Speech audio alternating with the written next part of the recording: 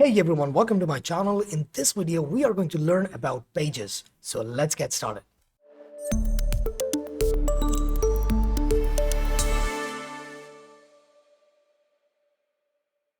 So to test out the pages, we are going to go ahead and create a new directory like we always do. And we are going to write in pages and we are going to get its absolute path. So we will copy that and we will go to our Pyvisual, and here we are going to create a new project.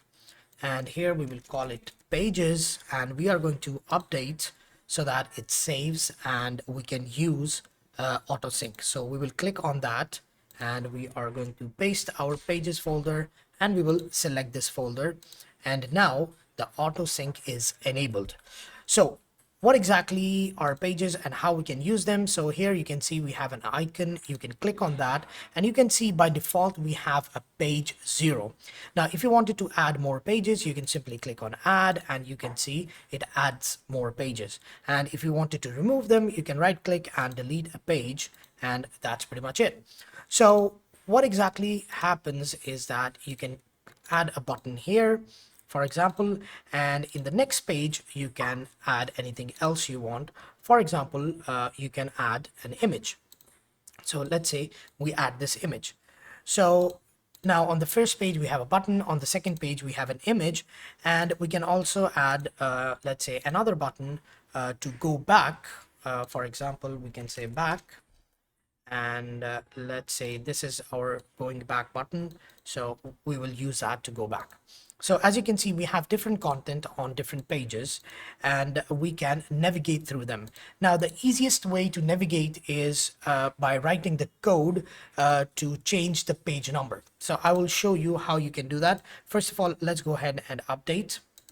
We will give it the permission to update and we will go back, and let's go to pages and app, and we are going to run this.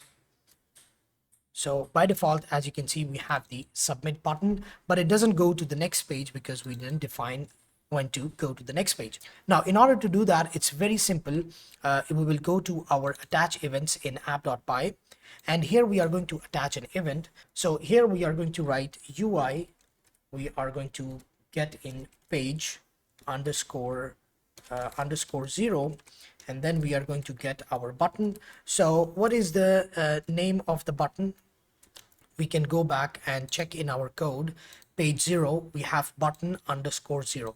Now of course you can change the name for that, but for now we will keep it same. We will write here button underscore 0, and we will write dot on click equals, let's say, change underscore page, right? So then we are going to declare this function. So here we will write change underscore page, and we have the instance, and then we are going to write here print let's say change page. So right now it will only print change page. It will not actually change the page, but we need to check. So here you can see it says change page. But now we need to change the actual page. So in order to do that, we need the UI element or the UI array or whatever you want to call it. It's basically a dictionary that we need. So how can we send in UI so that we can use it here? So here if I write UI, it will not work because it doesn't understand UI because it's in this function. So in order to do that, we are going to, you can use Lambda, but an easier way to do it is using function tools. So we will write from function tools imports partial. And what partial does is that it allows us to send in some values with it as well. So here we can write partial, and with our change page, we are going to send UI equals UI. So we are sending in a parameter called UI, and in that we are sending the value of UI. So here we can write UI, and that's pretty much it. So now you can send more parameters. So for example, I can write here parameter 2, and I can write here parameter 2. So this is how you can add more parameters. So parameter 2 equals, let's say 2, and it will be sent here. And then I can use this parameter. So that's how it works. So for now, we just need the UI. And by default, it will send the instance because it is sending by default. So it will have that too. So how can we change the page? We will simply write here pages and then dot set current underscore page, and we will give in the value of, let's say, 1. So when we click on that, it will change it to page 1. So if I click on this, you can see it goes to the next page. And similarly, we can add event listener here to change the page back to page number 0.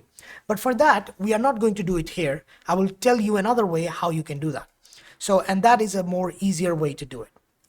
So what we can do is we can go to page 1 and we can click on this button and we can go to its logic properties, and here you can see it says open page. So I can simply select open page 0, and now when we click on it, it will take us to page number 0. So if I run this now, it will take me to the next page, and if I click on this, it will take me back to the previous page. You can see the animation as well, back and forth. It's horizontally, so it goes forward and then it goes backwards. So the animation is correct as well. So as you can see, very easily you can do that. So if I wanted to, I could remove the code from here. I can remove all of that. I can comment this. I can comment this, and I can simply write pass here. And then if I go back, I can simply click on this and change this to page 1 and update the UI, and it will do the exact same thing. So you don't have to worry about writing the code manually if you just want a button to change the page. So there you go. It goes forward, it goes backwards. And the good thing is, not only do you have this function for the buttons, you also have it for icons. So if I want to use this as back and forth, I can use this as a button as well. So here you can see open page is also an option here.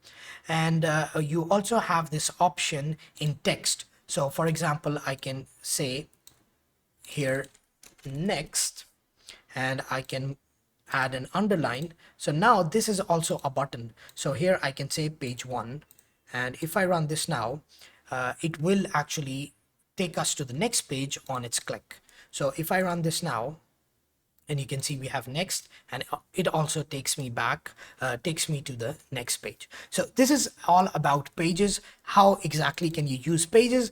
And now we are going to create, in the next part, we are going to create a project with these 5 elements. So window, button, pages, setup, and text. And we will make sure that we have a good project that you can use in your existing projects as well. So this is it for today. I hope you have learned something new, and I will see you in the next one.